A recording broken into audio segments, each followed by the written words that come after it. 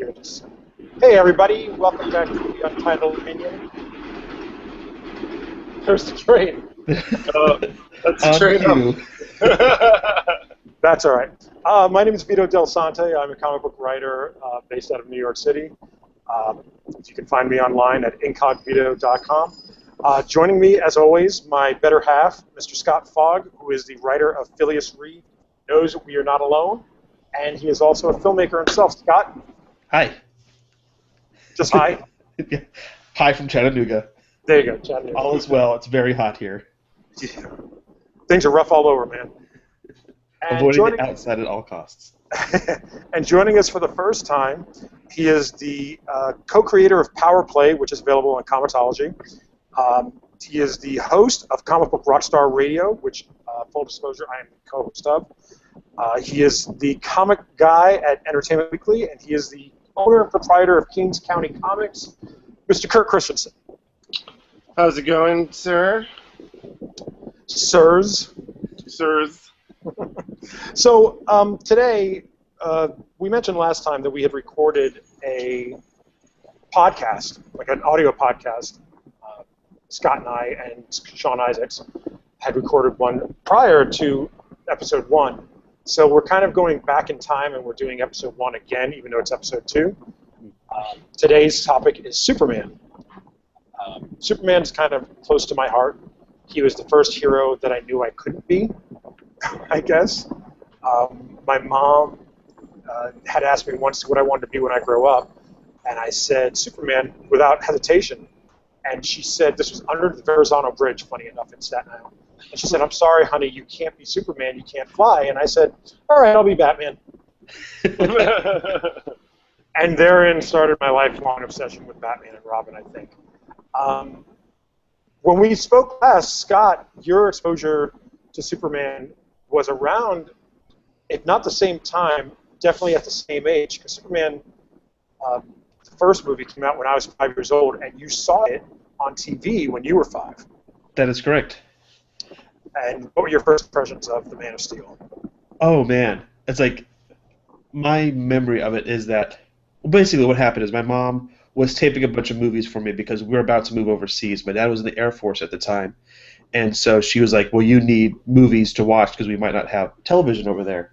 And so she taped Superman for me, and then I proceeded to wear that VHS tape out, just watching it over and over again. There's just something clicked as soon as I saw that movie.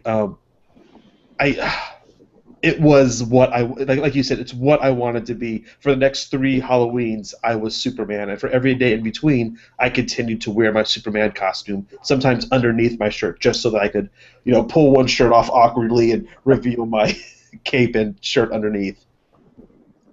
Kurt, do you remember your first exposure to Superman?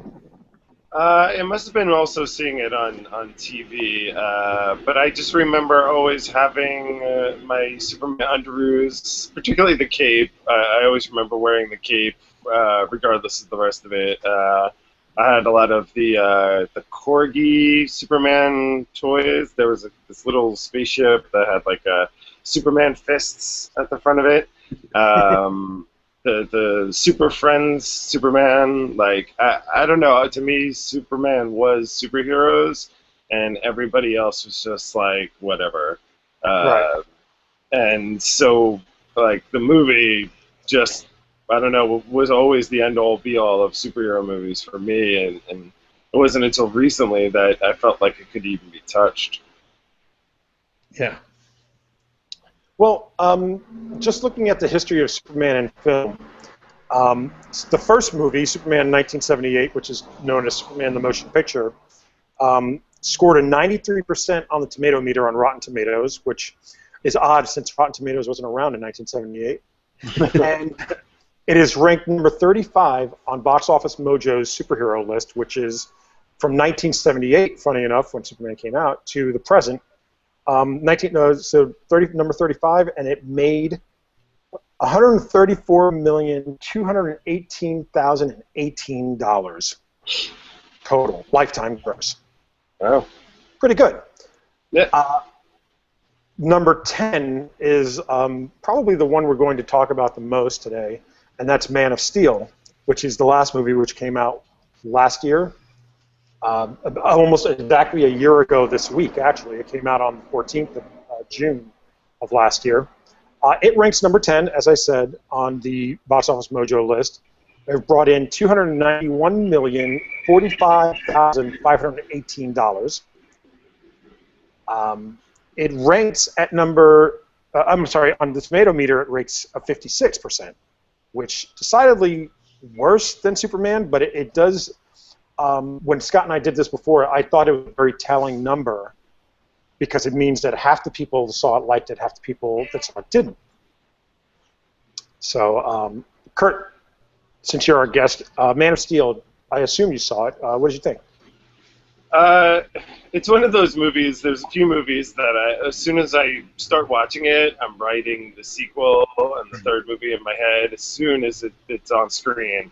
Good thing you're on the show, didn't So that's exactly what happened. Was I mean, I also was sitting front row, so it was kind of annoying, and it was like, I'm just gonna try and soak it in, and that's what I did. I tried not to have any preconceived notions about it, just take it as it was and build upon it a trilogy. And I came up with a good idea for what I thought all three movies should be, playing off the idea of, Superman's, what do you call them, bylines, taglines, Man of Steel, Last Son of Krypton, and Man of Tomorrow. Okay, let's not go into that just yet. Okay. I do want to keep that because that's where we're going next. Scott, your Man of Steel thoughts? I think when we've talked about it before in the past, I think I've said that I liked about 70% of it. It's like there's a lot of good in the movie, and then there's a lot of good, and then there's portions where I can accept it, even though it's like I'm like, well, this isn't my Superman, but that's fine. We can go this way. This is the 21st century. We can't stay in the 70s forever, I guess. Sorry, my little girl just ran into the room. But then there's another portion of it that really, really bothers me as far as approaching the character goes. I have less of a problem with the story. I don't have a problem with the casting, but the way the movie ends and the way they handle aspects of the actual characterization of Superman really, really bother me. I don't know that we're planning on doing an X-Men show or a Wolverine show or anything like that at any point in the near future, but I really enjoyed the Wolverine up until the last act. Like once he started going to the Japanese temple, that's where the movie kind of. Right. Yeah. The ninja fight was great, but once he went started walking up to, got into the temple and stuff, or the lab or whatever it is, that's where the movie falls apart for me, like drastically. And by the same token, Superman, or Man of Steel, I should say, really for me, kind of like you, Scott, falls apart right around that time stamp, in the movie, or third act at least. So because there's I tried to take it as its own creation. Like, this is the Man of Steel, this is Zack Snyder's Man of Steel, and I went into it having already heard some people complaining about it, and I kind of went in with the assumption that it was going to be a very large response to the complaints of Superman Returns, which is there's no action in this movie. It's all drama, right. And so I was like, well, it's Zack Snyder, and people complain about Superman Returns, so this movie is going to be all action, and it kind of was in a lot of ways. Yeah. All right. So, by and large, we all liked it. That's probably safe to say. We didn't love it. Sure. And being that we're all in the comic book industry, we probably feel like we could do better, and that's kind of what the Untitled Opinion's about. So, Kurt, you're our guest. Give us your pitch for your Superman movie. How would you improve? All right. What would you improve? Well, let's say the first one exists, okay? It is what it is. I wouldn't improve the first one. My idea is to build upon what they developed in the first one, and to improve upon the criticisms, I guess you'd say, towards the Superman character. Because as soon as I started seeing posters for the National Guard, with Superman on it to promote Man of Steel, I realized what kind of Man of Steel movie this was going to be. This is the Middle America. This is the Man of Steel, and he was going to rush out into ships and save oil rigs and fight in IHOPs and Walmarts, right? No, sorry, Sears. So I thought, all right, well, the big criticism is that Superman let a bunch of people die, really. But I took this as Superman before he becomes like overly perfect Superman. This is Superman when he's like, just still Clark Kent and he's got no concepts and he's just found out he's Kryptonian. Okay, so a second movie, my idea for Lex Luthor would have been Sam Rockwell. I think he would have been a perfect Lex Luthor. Been able to be serious, been able to play goofy, also be able to charm Amy Adams, left and right.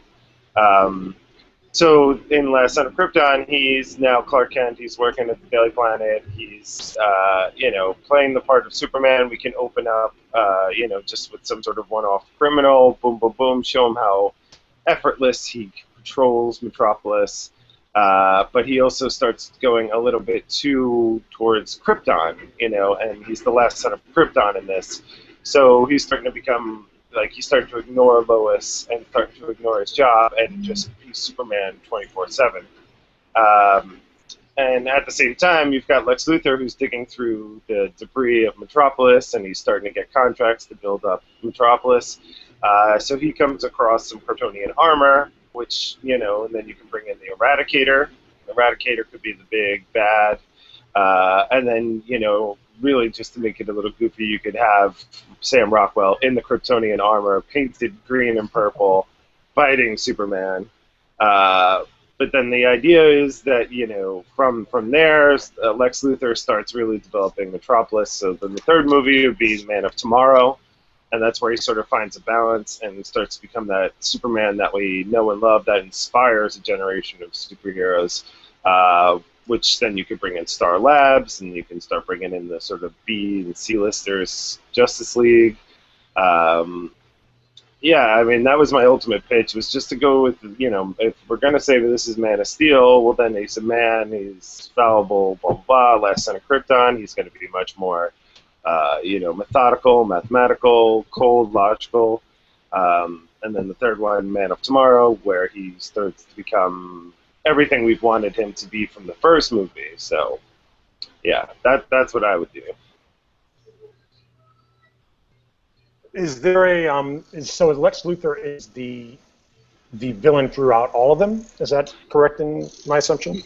Yeah, but it's more like he's just stirring the pot, which really brings out the big bad. It's like he seems like he's going to be the big bad in the second movie, but really it's Eradicator, and Eradicator represents, Superman, or Kal-El anyway, rejecting the cold logic side of, his heritage once and for all, because he starts to go back down that path and being like, in this, let's say, Last Son of Krypton, he would start, losing his touch from humanity because we don't have that Kevin Costner, sacrificial moments in this one. Yeah. And in this one, it's him overcompensating, so it's just, he's going to constantly just be like, boom, boom, boom, go, go, go, do save, save, save, and just never feel like he's good enough or fast enough, or, so defeating the Eradicator, then he can just, sort of cut off that thing, that attachment to Krypton, and just sort of move forward into the third movie. And the third movie would just be, a cluster F of a bunch of superheroes thrown in the mix, and just, flying around and shooting, blowing things up in the new Metropolis. That's what I would want to see. Blowing stuff up. Scott. Yeah. You're up. Okay. Give me your pitch. Okay, so my pitch is probably much less realistic than Kurt's, because mine would require a complete reboot of the franchise from here. Okay, so my thing is always kind of about the character. I want to know more about the character. I want to see a representation of the character that we've kind of come to know and love. And I know a lot of people think Superman, or they see Superman as this really larger-than-life, infallible, godlike, Jesus-like character that is like never wrong and is nigh unstoppable. I think Superman the motion picture did a really smart thing when I don't know whose idea it was, but when they approached it, they kind of went, yeah, he's invincible. Bullets bounce off of him. He can fly in space. He can do all these things. So what's his Achilles heel? And they kind of decided in that movie it was going to be his heart. It was going to be his, the connections he makes. It's going to be the people that he loves. It's going to be his emotional state.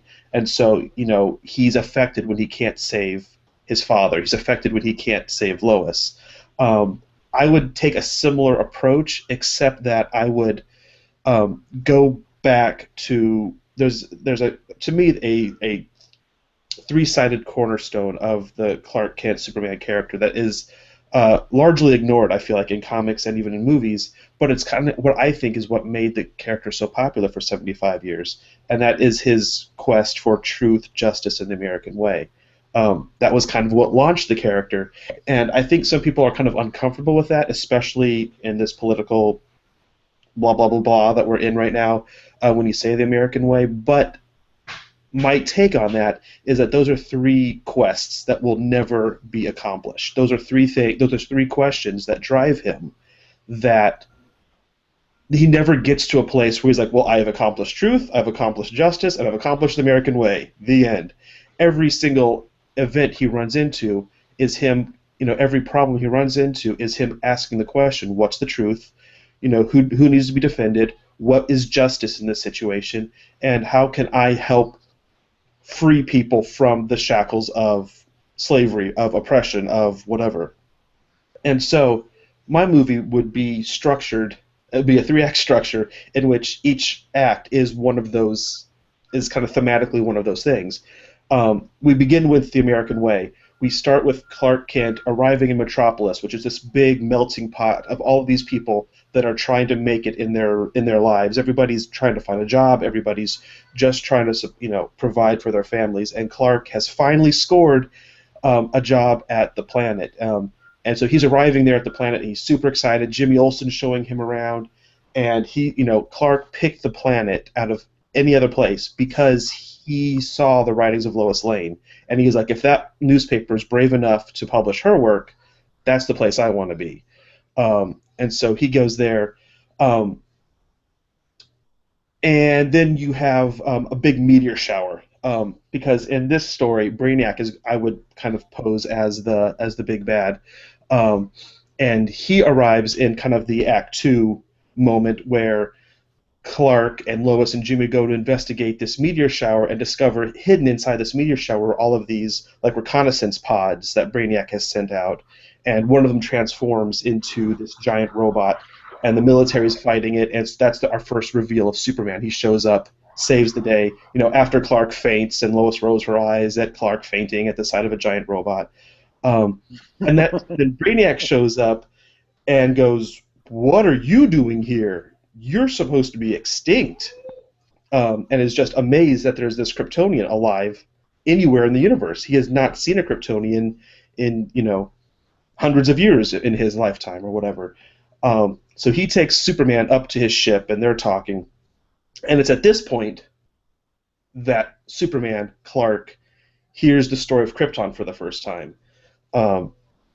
Brainiac's the one who explains everything to him.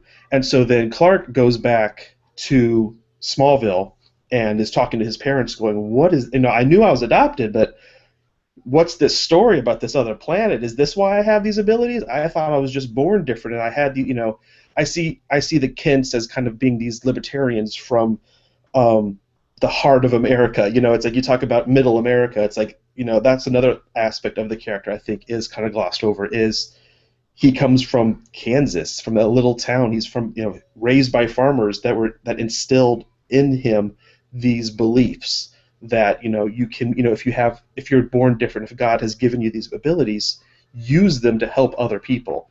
The Kents are good people who do their best to raise him, but maybe they don't tell him the whole truth because also they fear the government and they don't want the government showing up and taking their little boy away. And so Clark goes on this quest for truth to discover the true story of his past he discovers the pod he arrived in. He sees holograms of Jor-El for the first time. Meanwhile, you have Lex Luthor show up and approach Brainiac and is like, hey, we should talk. We should get together. Act 3 is Justice, in which Superman squares off against Brainiac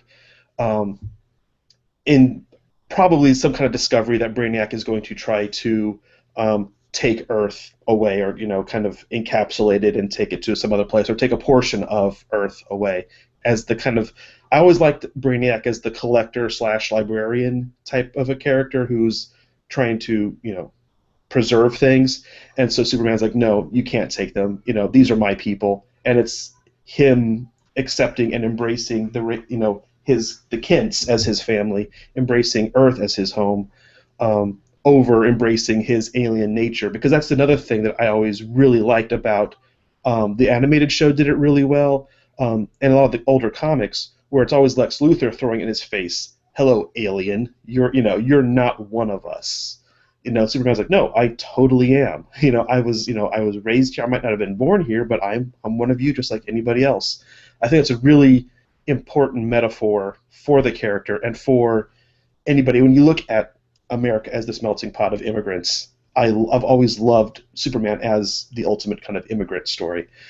And so that would be the movie in a nutshell for me, is because that's the other thing that kind of frustrated me about Man of Steel that I think is important, is I think you can have character growth through 3 movies. I think you can have that kind of 3-act structure in a trilogy, but I also think it's important for each movie to kind of stand by itself and not to have, not to end a movie with just like this huge gaping, like, but what about all of these other things?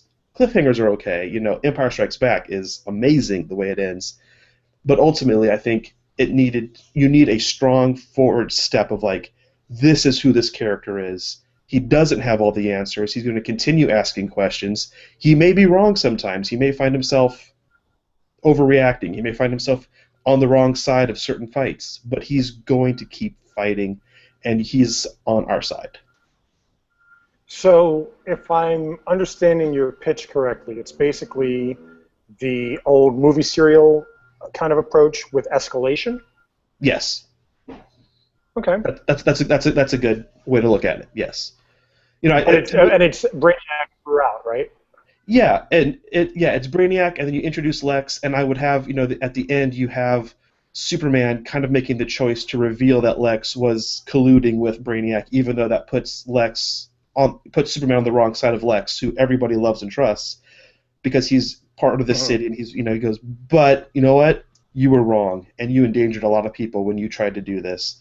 To me, like, the perfect movies, when you look back at like a perfect launching of a trilogy, I don't think it's better than Back to the Future, which is like a completely contained movie story that then does have that final moment of like, oh, by the way, there's going to be more. Right. Yeah. And there's also like the way Back to the Future kind of loops itself around too. But I mean, that's inherent in a time travel movie. Yeah. All right. So my idea is similar to Scott's and similar to Kurt's in a way. I kind of want to do the trilogy all over again, but at the same time, I want to be as, in the sense that I just mentioned to Scott, was that I wanted to have an escalation, not necessarily in terms of action, although it's very action-packed, but escalation in terms of threat. Like, what is it that is going to... Because the idea of bringing Superman down to see his rise is important. You need to see somebody kind of lose so you can cheer them when they win. So the first movie, again, no more origins. I think I mentioned it on the Fantastic Four show that I think Superman, Batman, Spider-Man, possibly Captain America now, I think their origins can just be assumed. You can do them in the credits or whatever, so no origin stories. Especially Superman, geez, 76 years old, we know it already. And we have Clark is already at the Daily Bugle. It's maybe his first week. What did I say, Daily Bugle? Oh, jeez. Yeah. Your Marvel's showing. So, oh my goodness. It's funny, when we did this the first time, Sean Isaac said, how would he make a good Superman movie? He'd have Marvel Studios do it. Yeah. So maybe that's what that is. So he's at the Daily Planet. Screw it, Daily Star. How about that, Scott? So he's at the Daily Planet. Maybe his first week, maybe his first month. He's been there for a little bit, but it's not his first day. And he and Lois have a rivalry that is kind of bringing out the best out of both of them. And Perry's just taking advantage of it. Perry's a newsman. He's an editor. He knows that to get the best stories, you need to challenge your reporters. So Perry puts Clark on a new story that will eventually bring him into meeting Bruno Mannheim. And as a result of meeting Bruno Mannheim, he gets into a fight with Intergang. And so you have what appears to be a normal human being using fantastic technology to bring this stranger down. Superman's already, we've seen Superman once or twice in Metropolis. Going off of, Man of Steel. Like if this were a sequel to Man of Steel, it could still work. So you have Superman in Metropolis already kind of entrenched and, established. And so Clark, because I want to see Clark, because it's kind of like the new Godzilla movie. You see all the destruction around. You appreciate when you see Godzilla more. When you see everything falling and you see everybody, running from what you can't see, the unseen monster, you appreciate when he's on the screen more. So the first movie is Mannheim and Intergang. At the end of it, obviously Superman wins. We discover that the technology and the weapons that they were using were developed by Lex Luthor and LexCorp. So we go into the second movie. The second movie is Lex trying to come up with a weapon that will take down Superman. These conventional things didn't work. Guns, lasers, whatever they were, didn't work. Let's start experimenting on people. So first, we open the movie up with the Parasite, which is an experiment by Lex Luthor to try to take down Superman. Doesn't work. Credits. Then we go into the main story. Lex is now searching the stars, trying to find something that would take Superman out of his life. And what he finds is Brainiac. So you have the Lex and Brainiac team trying to take down Superman. Again, doesn't work. We go to the end stinger, maybe, I guess, the end credits, and we reveal that Lex is now talking to a new alien, but one that he shouldn't trust, that we'll find out in the third movie, and that alien is Steppenwolf, which brings Darkseid into the third movie. So it's all new gods, Superman. One of the things I liked about what Kurt said was being this kind of orgy of superheroes in the third movie. Because if you think about it, if you're developing a franchise of characters around Superman and Man of Steel, then you have this ability to kind of bring in and make the final Superman movie this big war story of the good versus the evil.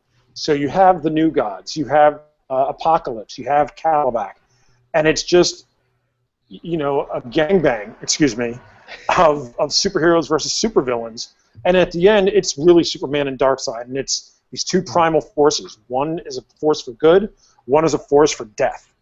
Not necessarily evil, even. It's just a force for death or anti-life. Mm-hmm. And, again, we get to the end, and, better people will write the stories around it, but, Superman wins in the end, maybe to steal something from All-Star Superman. He has to leave the planet for good because he's dying. So he goes into the sun, and then, the next guy who takes over the franchise after me can bring him back. I don't care.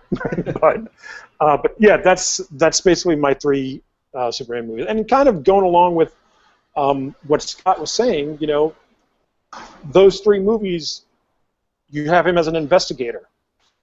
Truth. You have him fighting, Lex Luthor and Parasite and Brainiac. That's justice. And then at the very end, it could actually be the American way. But at the very end, you have the American way. It's standing up for what's right, standing up for good, and against the greatest evil in the galaxy. So, I wouldn't necessarily subtitle them Truth, Justice, and American Way individually. I think that's just the overwhelming theme of each movie. Right. Well, something I liked about what both of you guys said about the third movie, you both had the idea that the third movie would be you bring in all the other superheroes, you bring in Superman being the first one. Our buddy Dean Tripp always had like a theory or an idea that I've always really liked, which is that Superman is like the first superhero, and when he shows up and starts doing good, you have someone like Batman go, oh, well, I want to do that too. I want to be associated with Superman, so I'll dress like him, and that's why all these superheroes have capes and underwear on the outside and all of this, and it's because Superman showed up just being a Kryptonian and going, this is what I wear. One of the things that I had said after I saw Man of Steel, they show the trailers, we didn't know what it was. There was a little boy wearing a white T-shirt, blue jeans, and a red cape, which is very reminiscent of Grant Morrison's Action Comics. And we had thought that it was maybe a kid inspired by Superman, which is a beautiful image. Mm-hmm. But it turned out to be, am I wrong? It was Clark Kent, right? It's supposed to be, it's supposed to be little boy Clark Kent. Yeah. And so the question that I came up with was, well, where did he get the idea?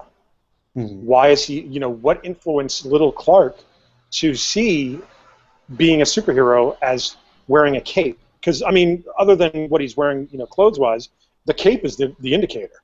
Yeah. And he's standing there with his arms like this and stuff.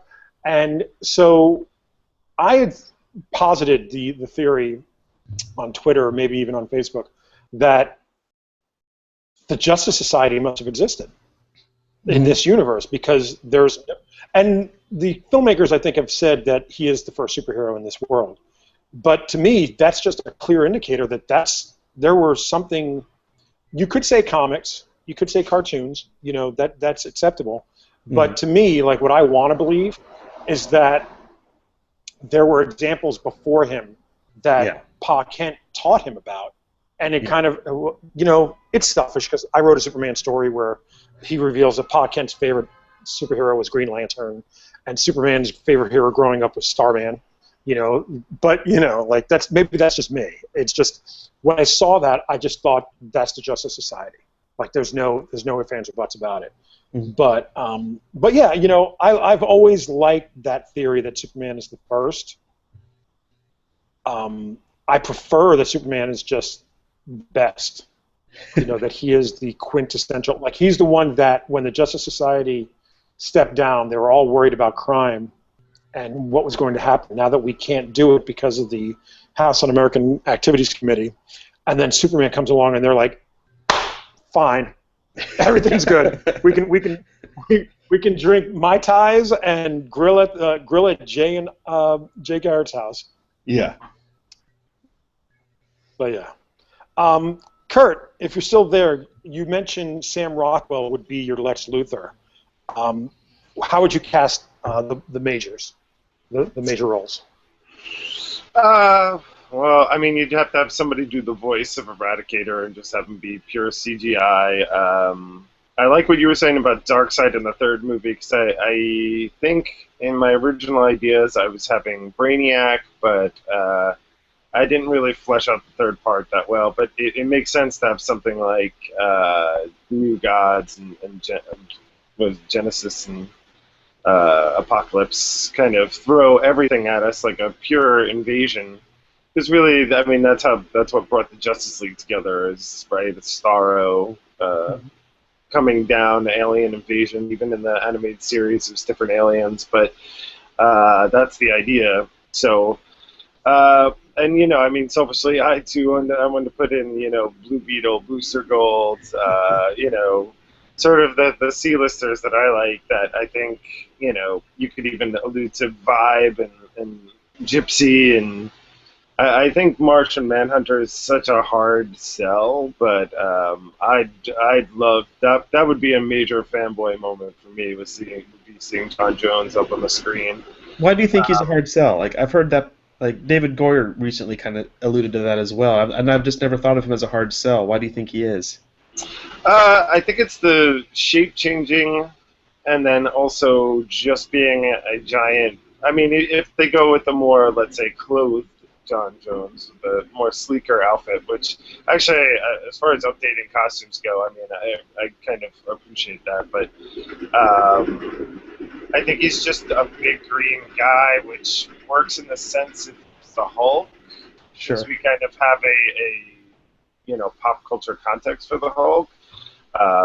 But Martian Manhunter, you're like, I don't know, just like the idea of little green men from Mars. It's just like I feel like the pop culture consensus is not quite ready for Martian Manhunter. Even though, like, from the cartoon, we should be having Thanagarians. I mean, why don't we have more of a Hawkgirl movie? Right. Like, why shouldn't be Wonder Woman should be having her own movie? Yes, but Hawkgirl perhaps too, and perhaps other Birds of Prey and other things like that as well. But yeah, I think this whole Dawn of Justice thing, not to jump into the actual sequel to Man of Steel too much, but it's ludicrous. I mean, it's just you weren't finished developing a character after the first movie, and now you're going to introduce several new ones and hope that they all play nice and that we feel like they're all well-rounded characters. Like, I don't know. It reaches trying too hard, definitely. Dawn of Justice? Yeah, that sounds awful, trying too hard. Superman vs. Batman, Dawn of Justice. Yeah. Like, I'm sorry, there's like a few things I feel like you just shouldn't do because it's automatically going to make a bad movie, and it's something like that. Make the title super long, give it this corny byline, and then, and also don't start your movie with expositionary dialogue that just tells you the whole backstory to it all, which I feel like is what we're going to get. We're going to be like, here's the DCU, and here's Superman, and blah, blah, blah, and then it'll be a Batman movie that we develop in the Superman movie. Right. Right. Especially now that I think they're saying that this Batman's going to is older, and he's been around for a while, so there's going to at least be that much exposition of like, yeah, I've been doing this a lot longer than you. Yeah. Sorry, I didn't mean to derail the conversation from our Superman pitches. No, I mean, I didn't mean to derail it, but like anytime I think about what they're actually planning, it's just like I feel like they're going to need to fail for the next 10 years until somebody or some new visionary beyond, Zack Snyder and what's his name? I can't think of it. Batman, Dark Knight. David Goyer. David Goyer. Oh, David Goyer. No.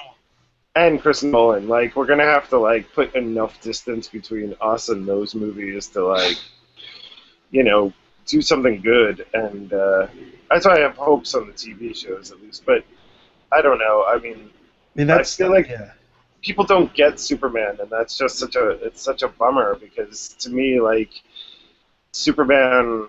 I hate Batman. Batman seems more invincible to me than Superman because no one was going to let Batman fail unless it serves Batman and the greater good.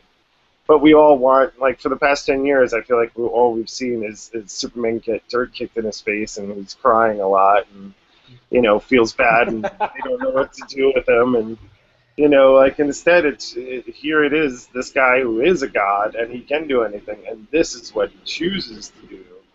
And why can't we ever focus on that aspect of the character? Because I think that's the point of the character. If I could hug you, Kurt, right now, I would. Virtual hug. Yeah, no, I couldn't agree more.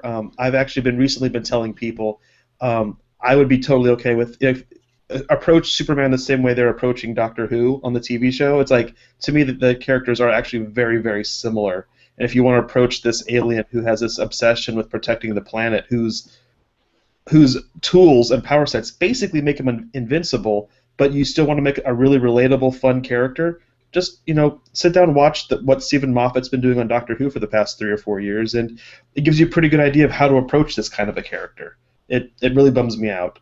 And how to the thing that got me into Doctor Who again was the idea that this is a pacifist hero. This is a guy who's like, no one dies, and I'm not going to kill. Right. And that's awesome. Where else do you see that? Yeah. one of the theories I had about Superman that would work better, that we mentioned on the first show, was that he's got to be more like Thor in these movies, where he's this kind of gregarious, I don't want to say magnanimous, but like he's so approachable and friendly. You know, when he smiles, you trust him. Like the thing I said to Scott when we did this the first time was, when Chris Hemsworth smiles, I giggle inside because I kind of have a crush. You know, and like Superman, and that's the thing about Superman, is that Superman has to be attractive to both sexes, no matter what your sexuality is.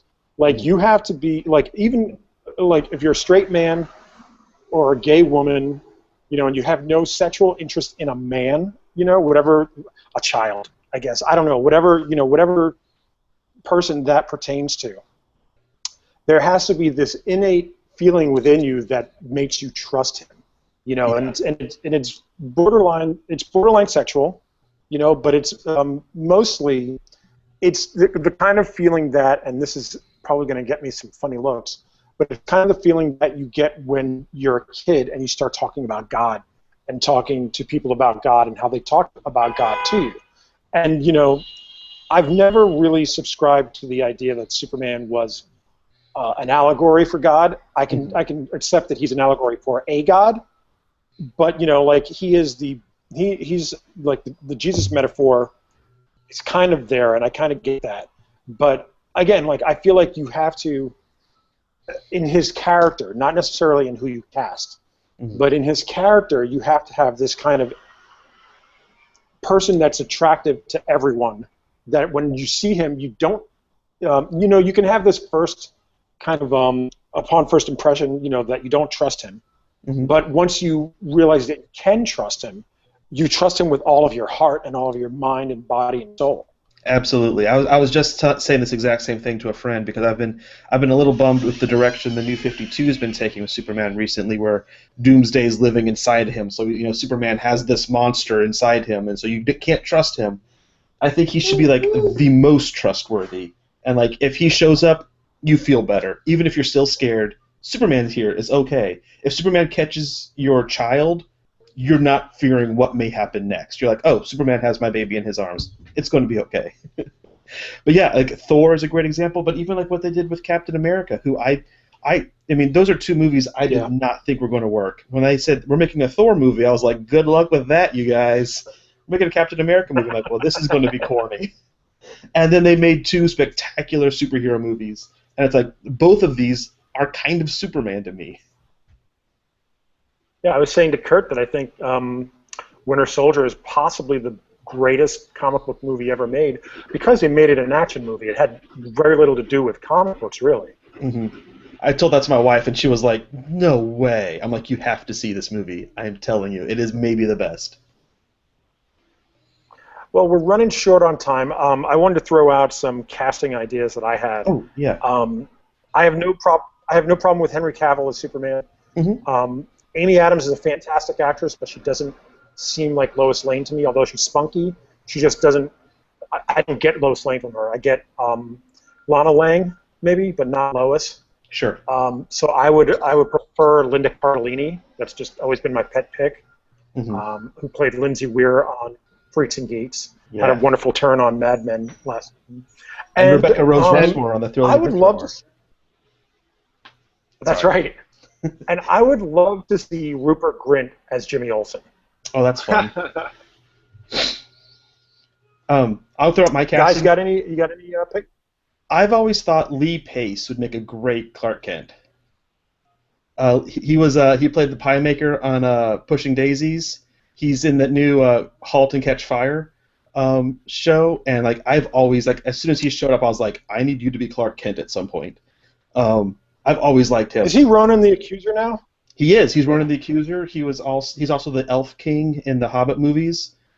So, I mean, anyway, I like his smile. I like his face. I like his, the sound of his voice. I think he's the kind of guy I could see. I don't know how he'd be as Superman, but like I can totally see him as Clark. And in my head, he's my Clark Kent. Lois Lane has always been harder for me. I have a couple of people that I think would be interesting. For some reason, I've always had Rashida Jones as Lois Lane, and maybe that's because she kind of makes me think of Margot Kidder a little bit. Yeah, I can see that. This one's a little out there for Lois, because she's kind of new, but she has a inner strength in the role she's playing right now, and she seems to be very fearless and can do a lot. And that's Tatiana Maslany, I think is how you pronounce it. Do you know who I'm talking about? She's the girl in Orphan Black. It's yeah. Oh yeah.